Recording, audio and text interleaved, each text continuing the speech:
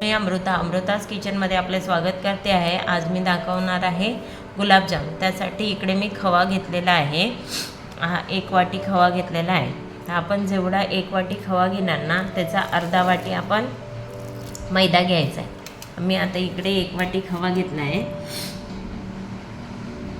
आणि बरोबर मोजून त्याची अर्धी वाटी त्याच ह्याच्याने मोजून आपण अर्धी वाटी मैदा घ्यायचा आहे। इथे मी मैदा घेतला आहे।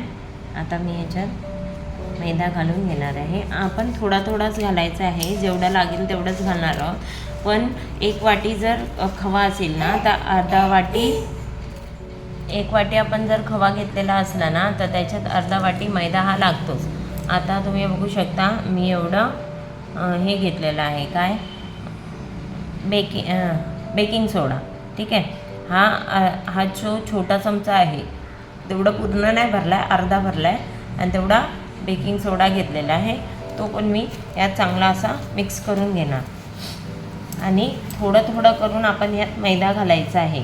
ठीक आहे, आणि चांगलं मिक्स करून घ्यायचं आहे। एक गोळा होईपर्यंत आपण छान त्याला मिक्स करून घेणार आहोत।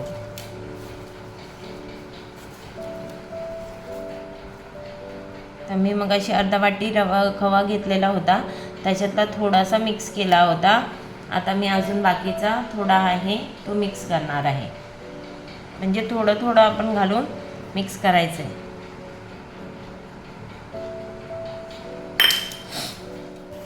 तुम्ही बघू शकता इथे मी छान असं पीठ गुलाबजामसाठी मळून घेतलेलं आहे। तर आता मी 1 वाटी, परत सांगते, 1 वाटी खवा घेतलेला, त्याच्यात अर्धा वाटी मैदा घेतलेला होता। ठीक आहे, तर ह्या एवढ्या मैद्यात हे पूर्ण झालं आहे। माझा पूर्ण मैदा यूज झाला आहे। अर्धा वाटी बघू शकता तुम्ही, अर्धा वाटी घेतला होता, ते अर्धा वाटी पूर्ण मैदा मी यूज केलेला आहे। आता ज्यावेळेस आपण हे पीठ मळतो, ठीक आहे, आधी असं मळायचं हे पीठ, म्हणजे त्याच्यात खवा असतो ना त्याच्यात काही गुठळ्या राहू नये म्हणून हे असं मळून घ्यायचं आहे। आणि ज्यावेळेस आपण हा डो फॉर्म करायला जातो, त्यावेळेस असं पीठ मळून छान असं डो फॉर्म करायला जातो पीठ। ठीक आहे, तर त्यावेळेस हा डो मस्त असा फॉर्म होतो। डो म्हणजे पीठ। ठीक आहे, हा बघा हे मस्त असं झालेलं आहे। ठीक आहे, आता आपण ह्याचे गोळे करून घेणार आहोत। छान असा डो माझा फॉर्म झालेला आहे। आता मी ह्याच्यात वेलचीचे दाणे आहे, ठीक आहे, वेलची, त्याच्यातला एक छोटासा दाणा मी घेतलेला आहे आणि ह्याच्यातलं छोटंसं मी हे घेणार आहे, पिठातला छोटासा गोळा काढून घेणार आहे आणि तो गोल करणार आहे आणि मध्ये बरोबर मी हे भरणार आहे, वेलचीचा दाणा भरणार आहे। अशा प्रकारे मी सगळे गोळे करून घेणार आहे। गोळे एकदम जास्त मोठे करायचे नाही, गुलाबजाम मोठे होणार, बरोबर एवढ्या आकाराचे गोळे घ्यायचे आहे। म्हणजे छोटंसं घ्यायचं आहे आपल्याला, एक पिंच नाही बोलू शकत त्याला, छोटंसं घ्यायचं आहे गोळा। ठीक आहे, छोटे गोळे करायचे आणि गोळ्यांना कुठेही क्रॅक असता कामा नये, क्रॅक असलं तर ते तुम्ही हे करून घ्या। अशा प्रकारे आपण सगळे गोळे करून घेणार आहोत। ठीक आहे फ्रेंड्स, तुम्ही बघू शकता अशा प्रकारे इकडे आपले हे सगळे गुलाबजाम हे करून झालेले आहे, शेप देऊन झालेले आहे। ठीक आहे, आता हे आपण तळायचं आहे। त्यासाठी इथे मी पाक बनवण्यासाठी जेवढी साखर आहे तेवढंच पाणी घेतलेलं आहे आणि हे आता मी बॉईल करत ठेवली आहे। इथे मी कढईमध्ये डालडा घेतलेला आहे। आपण हे तेल घ्यायचं नाही, डालडाच घ्यायचा आहे। ठीक आहे, आणि आता मी ह्याच्यात 3-4 नाही 5-6 जेवढे मला पॉसिबल होईल, म्हणजे आपण एकदम जास्त गचडी करायची नाही आहे। ठीक आहे, आणि हे असं करून हे एकदम मंद आचेवर, एकदम स्लो आचेवर आपल्याला हे तळून घ्यायचे। एकदम हाय फ्लेम ठेवायची नाही, हाय फ्लेम ठेवली तर वरचं पापुद्रे आपले जळून जाणार आणि आतमध्ये ते कच्चं राहणार। म्हणून असं हलवत आपण त्याला सगळीकडनं छान असं कलर येईपर्यंत आपण त्याला असं चांगलं तळून घ्यायचं आहे। डालड्यामध्ये तळायचा आहे. जर तुम्ही तेलामध्ये तळलं तर तो आपण ज्यावेळेस पाकामध्ये घालतो तेव्हा त्याचा स्मेल येतो आणि ते खायला एवढे टेस्टी लागत नाही. पण डालड्यामध्ये जर तुम्ही हे केलं तळले ना तर ते टेस्टी लागतात. अशा प्रकारे आपण हे छान असे गुलाबी होईपर्यंत असे ब्राउनिश होईपर्यंत त्याची छान असं तळून घेणार आहे. तुम्ही बघू शकता माझ्या एकही गुलाबजामला कुठे असं क्रॅक आलेले नाही. म्हणजे आपण ज्यावेळेस गोल करतो त्यावेळेस क्रॅक आलेले नाही आहे. आता तुम्ही बघाल, हे बघा मी असं असं करून हे तळते आहे म्हणून कुठून माझे गुलाबजाम करपलेले असे नाही आहे. तर अशा प्रकारे आपण छान असं तळून घ्यायचं आहे आणि जास्त वेळ लागत नाही. एकदा चांगलं तूप चांगलं तापवायचं, एकदम कडकडीत असं तापवायचं नाही आहे. कडकडीत तापवलं तर ते आतमधनं कच्चे राहणार. छान असे आपण त्याला गोल्डन ब्राऊन करून घेणार आहोत. हे बघा आता हा कलर आपल्याला परफेक्ट आहे. ह्याच्यापेक्षा आपण जास्त काळे असे करायचे नाही आहे. तर आता मी हे काढून घेणार आहे. हे बघा तुम्ही छान असं गाळून घेणार आहे मी.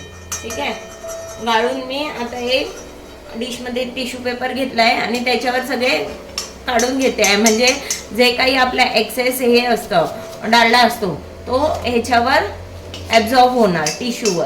ठीक आहे, अशा प्रकारे मी बाकीचे सगळे गुलाबजाम तळून घेते.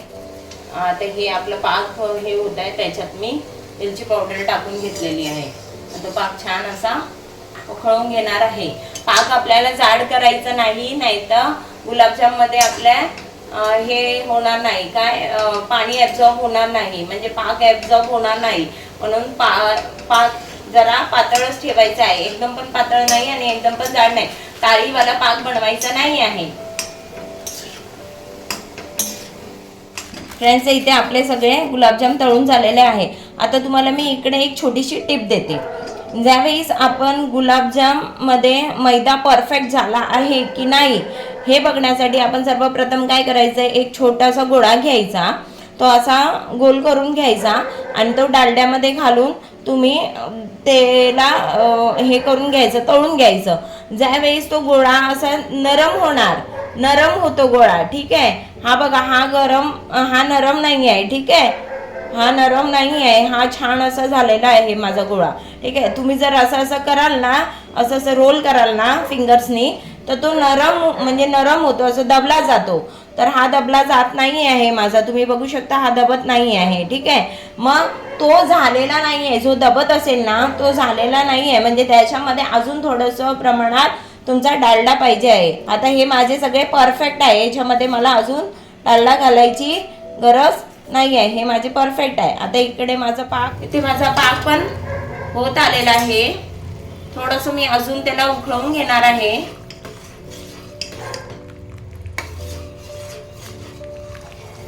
थोडंसं पाणी मी आटवून घेणार आहे त्यातलं थोडं, कारण की एकदमच आपल्याला पाण्यासारखं नाही ठेवायचं आणि एकदमच आपल्याला घट्ट करायचं नाही आहे.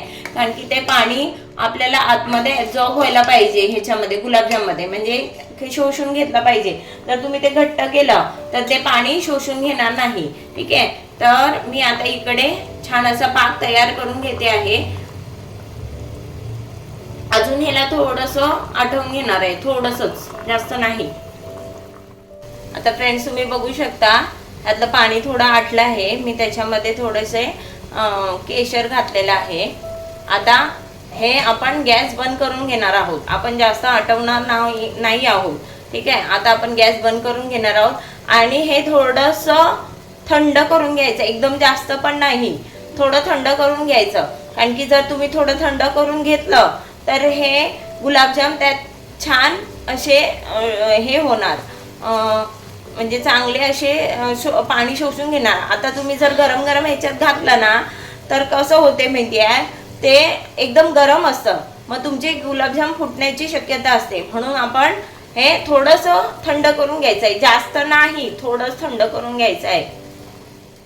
फ्रेंड्स, तुम्ही इथे बघू शकता हा पाक माझा गार झालेला आहे. म्हणजे ह्याच्यातल्या गार म्हणजे पूर्ण असं गार करून घ्यायचा नाही आहे. आपण याच्यातल्या वाफा कमी होईपर्यंत आपण छान असं थंड करून घ्यायचं आहे, म्हणजे वाफा यायला नाही पाहिजे येतात. ठीक आहे, आता मी याच्यात हे तळलेले गुलाबजाम टाकणार आहे.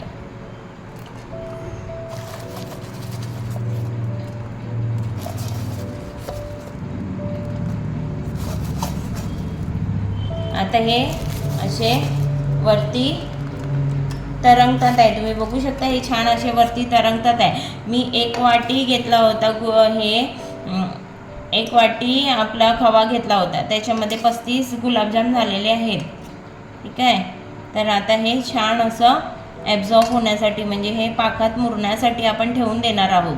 असं हे छान आता पाकात मुरणार आणि मुरल्याच्या नंतर मी तुम्हाला परत दाखवीन की कसे झाले आहेत ते.